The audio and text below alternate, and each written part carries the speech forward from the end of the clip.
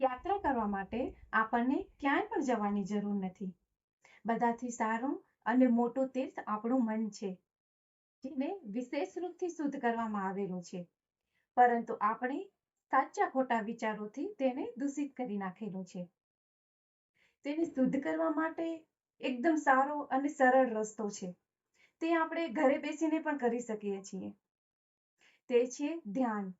આનાપાના શક્તિ ધ્યાન. એકદમ સરળ ધ્યાન છે. સુખાસનમાં બેસી હાથોને આ રીતે લોક કરી, આંખોને બંધ કરી, કોઈ પણ મંત્ર જાપ વગર આપણી શ્વાસો પર ધ્યાન રાખવાથી આપણના જે પણ સાચા ખોટા વિચાર છે તે આપણે શુદ્ધ કરી શકીએ છીએ. તો છે ને સરળ આ ધ્યાન. તો મિત્રો, બધાને ક્યાંય પણ ભાગદોડ કરવાની જરૂર નથી.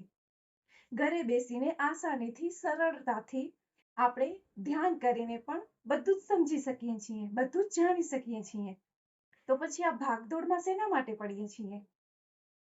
તો મિત્રો, બધા જ ને મારી વિનંતી છે કે ધ્યાન કરો, અને ધ્યાન કરવાથી જ આપણા જે પણ પ્રશ્ન છે એ આપણે પોતે જ તેનો ઉકેલ નીકાળી શકીશું, અને આપણે બધું જ સોલ્યુશન આપણે પોતે પણ કાઢી શકીશું.